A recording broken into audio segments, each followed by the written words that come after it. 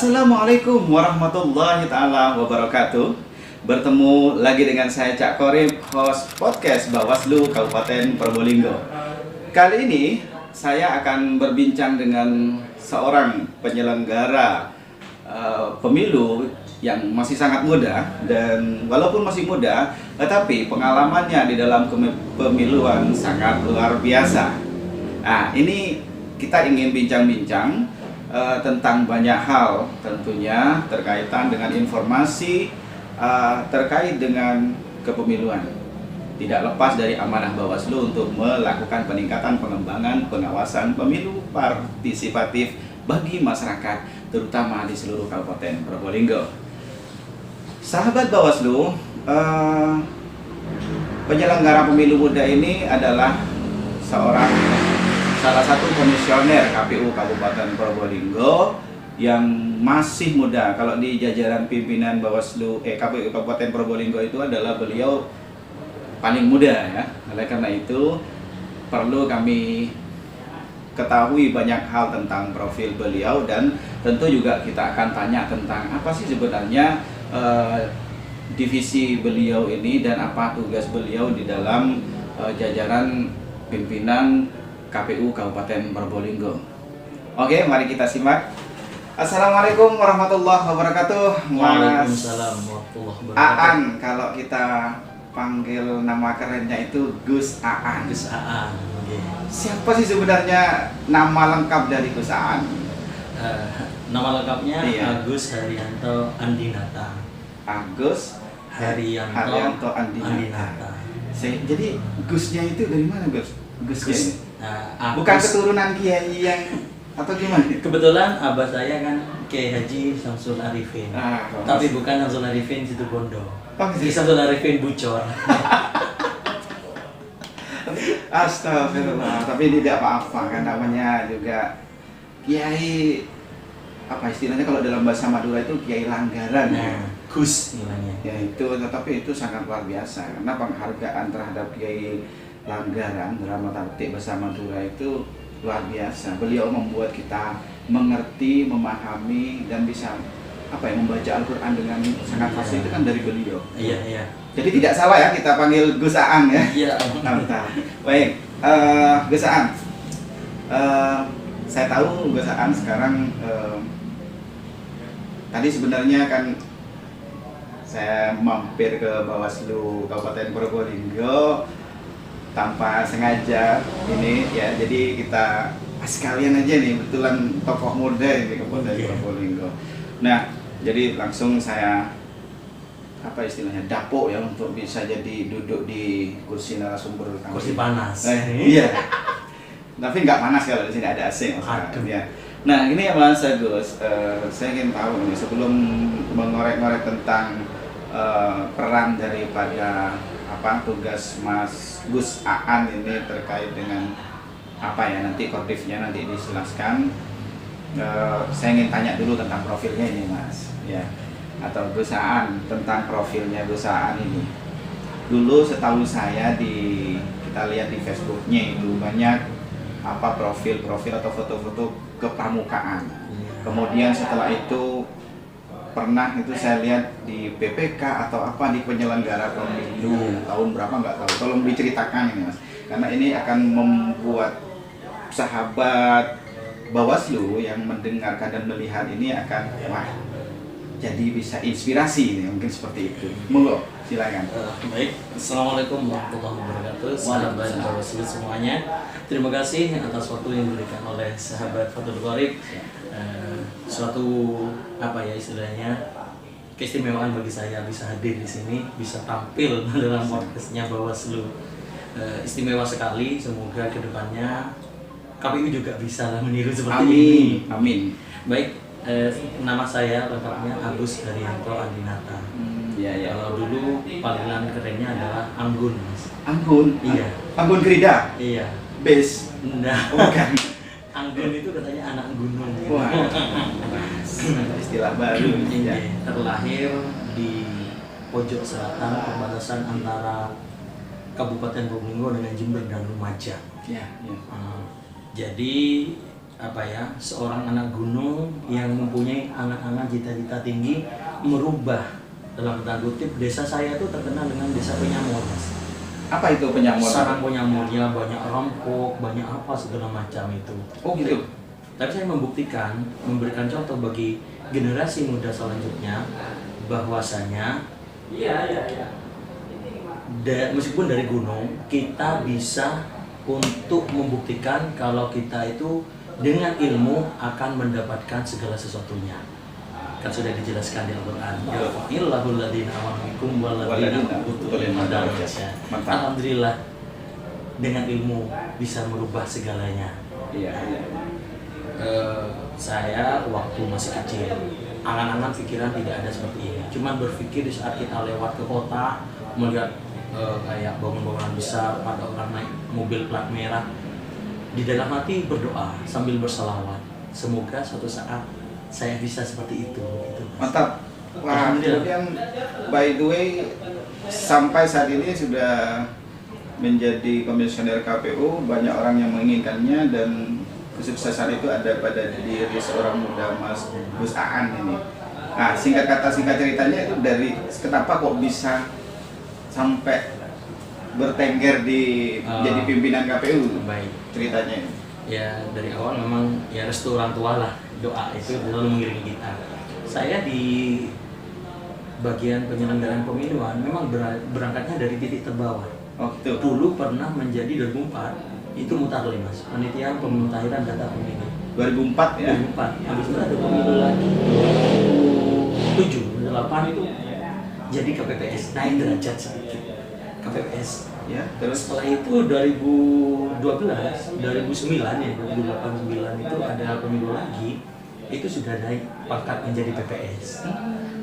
Jadi berjalan dari bawah merakatnya. Kebetulan di pemilu kada kemarin terpilih menjadi PPK. oh PPK tahun 2017 ya. Okay. Nah, begitu ada seleksi KPU 2019 kemarin, nyoba sih.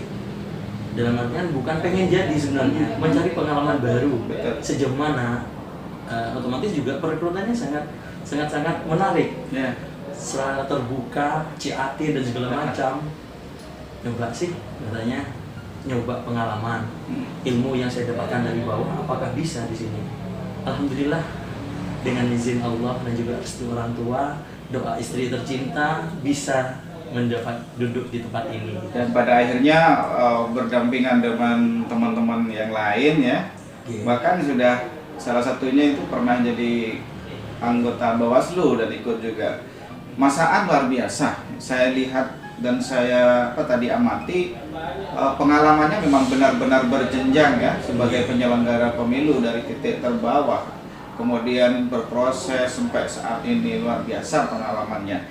Dan Mas Aan atau Gus Aan dari sekian proses dari awal sampai saat ini, apa yang kira-kira menurut Mas Aan itu yang harus diperjuangkan ketika itu, yang harus benar-benar menjadah wajadahnya itu atau berdarah-darahnya lah perjuangan untuk mendapatkan salah satu posisi di itu, apa kira-kira Mas? Ya, untuk proses kemarin di saat kita perekrutan ya ikuti dari awal, CAT segala macam, tes risiko kesehatan, kita ikuti saja. Jangan usaha ya sambil berdoa. Ya sebuah mukjizat lah sebenarnya sih. Iya. Alhamdulillah bisa sampai titik ini. Mungkin dari pengalaman saya sebelumnya di organisasi. Itu pengalaman-pengalaman yang memang harus kita gali, Mas. Okay. Karena tidak mungkin seseorang itu kemudian tiba-tiba sukses kayak lampu ajaib dari Abu Nawas keluar sukses gitu kan, dari tidak, semua itu pasti Allah melalui proses. Mas Aan setelah menceritakan tadi, cuman begini, dari sekarang yang sekarang menjadi seorang pimpinan KPU, kemudian pasti ada proses tempaan-tempaan ya kan, dari awal, dari sejak muda itu pasti ada. Saya yakin itu. Sebenarnya Mas Aan itu latar belakang sebelumnya itu apa sih Mas? Saya aktif di kegiatan kepramukaan memang. Nah ini menarik ini. Enggak. Nah ini menarik ini. Iya. Sejak kapan itu Mas? Kalau pramuka mulai dari tingkat siaga mas, waktu masih sekolah di tingkat dasar di SD sudah sudah masuk pramuka, sudah langsung. Oke. Di SMP kebetulan jadi pimpinan ya kemarin di Pratamanya, terus juga jadi ketua OSIS waktu itu.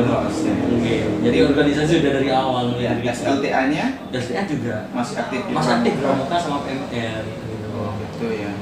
Setelah itu kemudian kuliah Aktif tetap di pramuka. Di pramuka sama KSR. Nah, ini luar juga biasa. di organisasi kemahasiswaan yang lain gitu. Betul, jadi memang benar orang yang sukses, orang yang kita lihat itu sukses itu memang benar-benar tidak bisa bim salah bim. Iya. Pasti ada proses awal.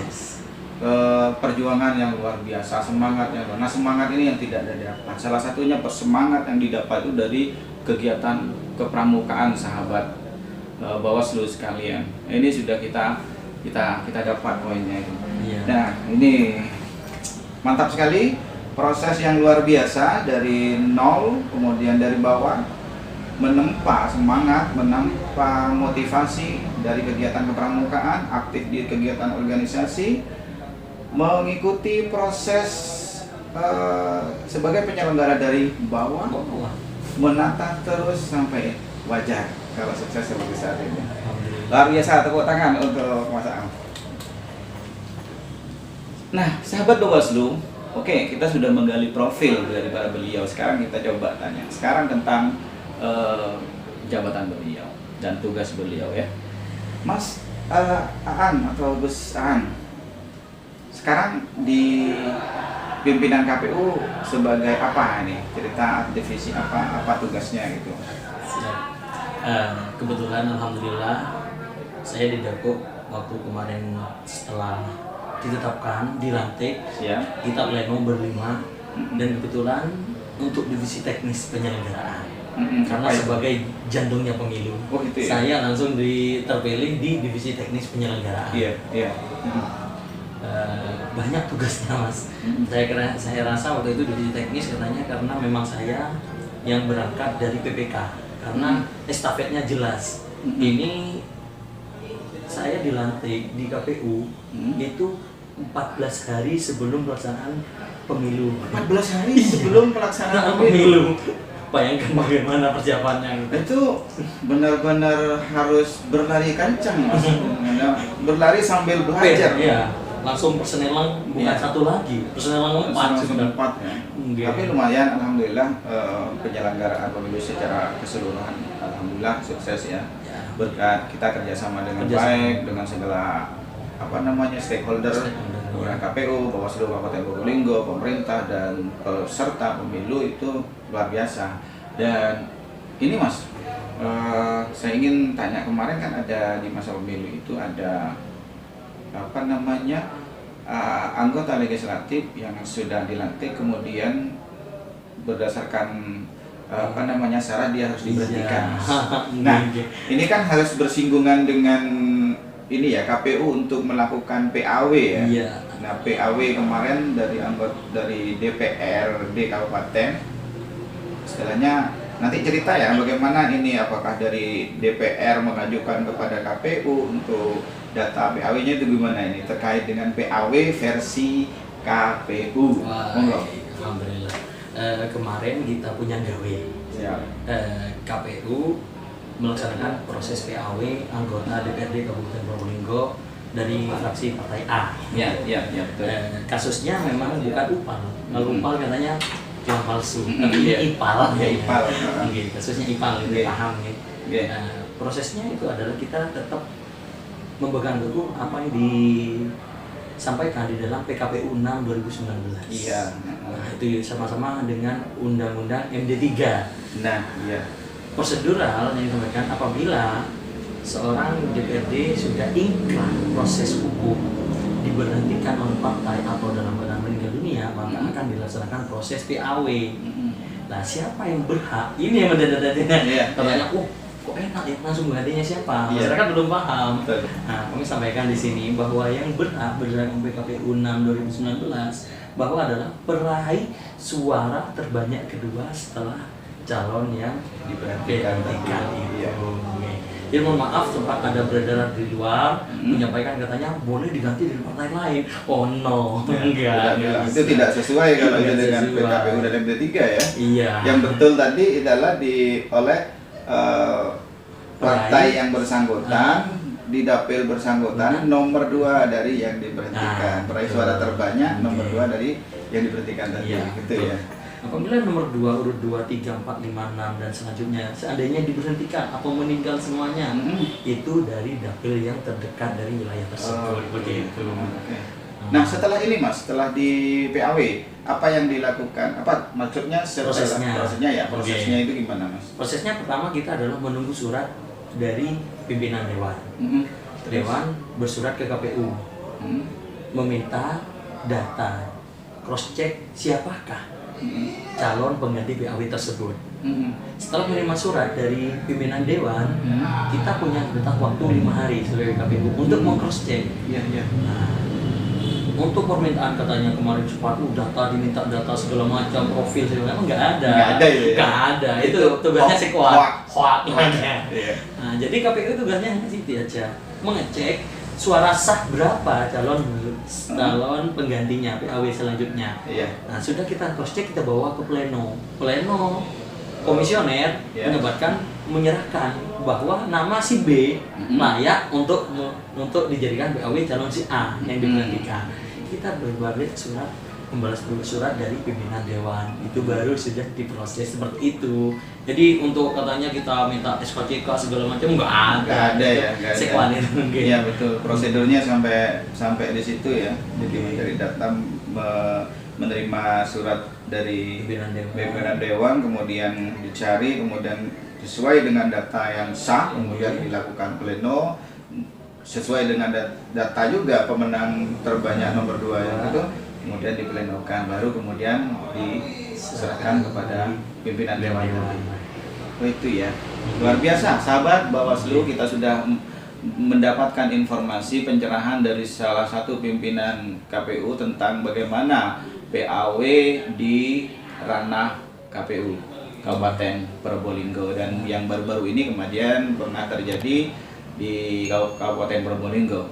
Kita bertanya-tanya tapi alhamdulillah mendapatkan jawabannya ya. Terus ini juga Pak Ketua, Siap.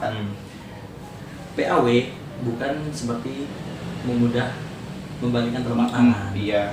Setelah kita proses PAW, ada aplikasi yang harus kita isi. Oh iya. Namanya Simpau. Oh, Simpau. Simpau, bukan angpau ya. Angpau, Simpau. Iya. Nah, sistem informasi manajemen penggantian antar waktu. Jadi nama yang diberhentikan itu kita colek, diganti dimasukkan nama penggantinya. Iya. Nah, terus mohon maaf tanda kutip ada sebagian kabupaten kota yang tidak sinergi antara pemahaman dari Sekwan, kasih pemerintahan, Pemda dengan pihak KPU. Nah, makanya Gubernur Jawa Timur tanggal 22-23 ini di Madiun mengundang kami. Oh gitu. KPU, Sekwan sama Kasipem. Oh gitu. Kita duduk bersama menyamakan persepsi tadi. Jadi Tapi tidak ada gonjang-ganjing. betul. Jadi akan ada rapat bersama dengan Ibu Gubernur ya. Gitu, Dia terkait dengan PAW tadi. Tapi Kabupaten Probolinggo tidak ada masalah kan PAW? Alhamdulillah. Sukses Mas Agon ya, saya bagus ya, luar biasa. Dan terakhir sebagai closing statement terkait dengan terutama masa pandemi COVID-19 Mas. Pesan-pesan dari Mas Agus sebagai pimpinan KPU Kabupaten Probolinggo. Kalau kita di sini menerapkan Mas, cuman karena saya tidak ada kebetulan masker saya karena saya berbicara. Dan Mas Agus tetap pakai ya. Karena itu kami tetap menggunakan protokol kesehatan, sahabat Bawaslu di kantor, di perjalanan. Cuman kita ingin tanya dulu tentang bagaimana pendapat pimpinan Bawaslu KPU Kabupaten Probolinggo, pesan-pesannya terhadap kondisi saat ini. Baik kepada masyarakat, khususnya kepada aparat, bahwa COVID-19 ini benar-benar adanya. Bukan hoax ada segala macam. Ya kabar terbaru ini Mas, malah Cristiano Ronaldo, seorang atlet yang sangat terkemuka, juga terkena COVID-19. Tidak pandang bulu, padahal dia adalah seorang atlet. Ya. Presiden Amerika. Donald Trump ya. Nah, itu Benar bukan kuat juga. ya. Jadi tetap laksanakan patuhi protokol kesehatan. Kayak KPU ini ada slogannya Mas, Slogan. KPU lawan COVID-19 ini. Maskernya Siap, pun juga mantap. seperti ini. Iya. Nah, jadi memang benar-benar kita jaga kesehatan dalam artiannya sebenarnya kita selaku muslim sudah belajar dari dulu. Dari artian dalam tanda kutip tiada artian pemerintah seolah-olah katanya menakut-nakuti itu nggak ada. Iya. Tapi ini benar adanya. Maka marilah kesadaran dari masyarakat sendiri untuk mencegah penularan COVID-19 ini. Jika masyarakat sudah patuhi protokol kesehatan, insya Allah wabah pandemi ini akan segera bernyah dari bumi kita tercinta ini. Saja, Termasuk terima kasih. Probolinggo. Oke. Iya. Terima kasih Mas Iya, Aan sama-sama. atau Gus Aan. Pesan-pesannya luar biasa. Ada esensi di sini tentang bagaimana peranan KPU dalam PAW tadi ya. Terima kasih. Dan yang terakhir sangat menarik, sahabat Bawaslu dimanapun Anda berada, kita tetap harus mematuhi protokol kesehatan dalam rangka pencegahan terhadap pandemi COVID-19. Apapun itu, maka kita tetap harus patuhi menggunakan masker, kemudian juga cuci tangan dengan sabun dan air yang mengalir, jaga jarak seperti saat ini kita insya Allah sudah 1 meter ya. 1 meter ya. Iya. Oke. Terus kita jaga kesehatan dan berolahraga. Siap. Baik, Mas Agus, terima kasih atas kehadirannya dan telah memberikan penjelasan dan pencerahan kepada kami dan para sahabat Bawaslu. Dan sekarang kita harus salam protokol kesehatan. Salam protokol kesehatan. Terima kasih. Terakhir juga, Dan Mas. luar biasa. Salam pramuka. Salam pramuka. Salam. Mantap. Salam pramuka. Baiklah, sahabat Bawaslu dimanapun Anda berada, itulah tadi perbincangan kami dalam podcast Bawaslu Kabupaten Probolinggo. Dan jangan lupa tekan like dan subscribe serta komen pada channel Bawaslu Probolinggo. Podcast Bawaslu Probolinggo terus akan mengudara dan akan mendatangkan para narasumber yang luar biasa. Demikian dari saya, Cak Korib, podcast Bawaslu Kabupaten Probolinggo. Wallahul muwaffiq ila aqwamit thoriq. Wassalamualaikum warahmatullahi wabarakatuh. Nah.